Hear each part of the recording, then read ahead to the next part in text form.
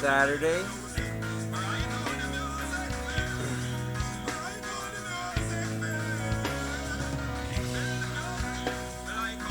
Why is it always so hard to see?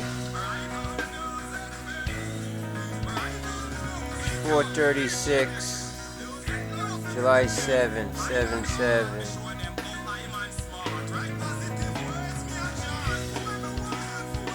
Oh, Father, help us.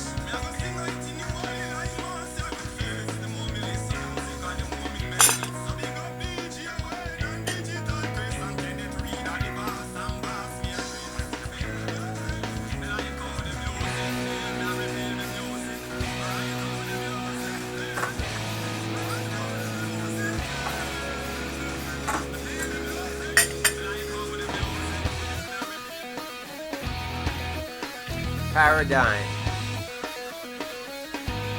Major.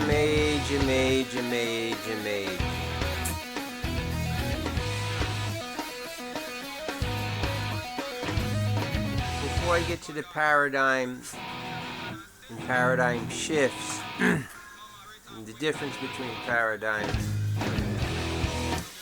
another topic to understand is the many ways which are in between how you become a hybrid or heterogeneous, or how you migrate from one paradigm to another. Do you maintain a legacy system? Do you run in parallel? The type of gender benders where you have communication between them, where if you put a gender bender in that communication gap, it solves a lot of problems between legacy systems and new systems, the concept of gender bender.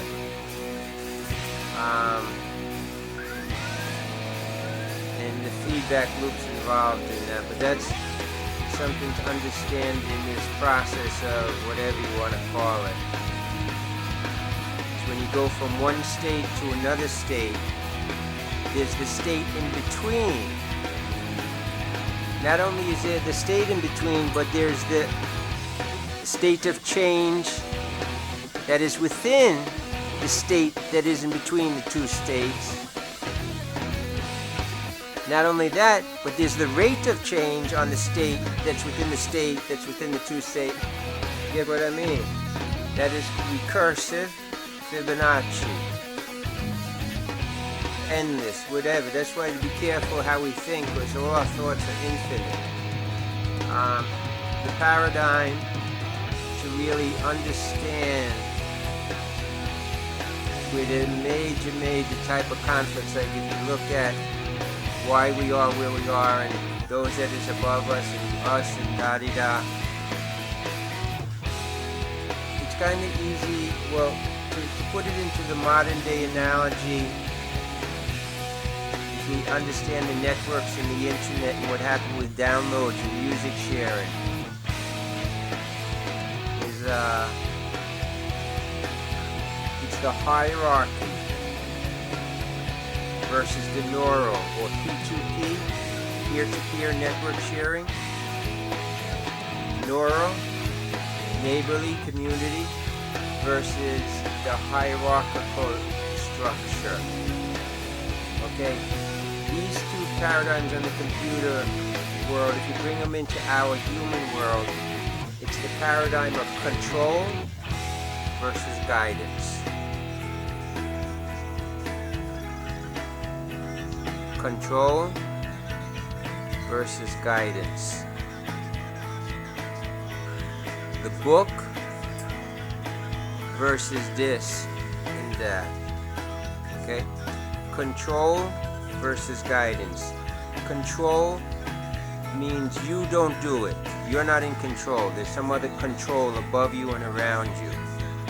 That is what they do with bosses, the hierarchy, or these structures, leaders, idols. But most importantly, what they do it is with books, and how they use books and laws, so that now you're not in control. You have to follow the formula they have in their book.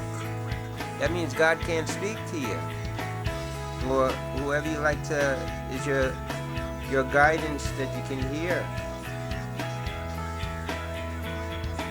You understand This is a very, just whatever, think about it. It's in, if you look at everything, if you can get up to certain levels, you're always going to come to this conflict. Control, someone outside is going to tell me something. Guidance, you can tell me something, but you can't tell me nothing. You understand? Guidance. From here to up there, to our Godfather in the sun. Watch what you do with the moon. Don't trust the moon. Not when it comes to these things. You can trust it on certain things, but don't trust it all the time. The moon will give you a forest of trees for one bad seed. So anyways, that's the paradigm I wanted to tell you about. You have the control paradigm, which is the older paradigm, and you have the guidance paradigm, which has come up before. That's like the way people used to teach, or people teach of the master method or whatever, and you have a master and a disciple, and they teach him a certain way, and then they learn the way, and then they go. And they go. And you throw away all your teachings also at that point. That is what Zen is, you know. Real Zen is just throwing away everything. Real Zen is not nothing they can show you in a fucking room, or any little nothing. Real Zen is Bodhidharma when he was a Buddhist, and at one point he said, fuck it, and got up and left. That was the only Zen moment. Then it became an organization, religion, and books, and everything else, and this version, until you have to sit down and get hit with a fucking stick. The Zen moment was when Bodhidharma got tired of this thing and just got enlightened, moved and whatever, and came into the now. His authentic self came into the now.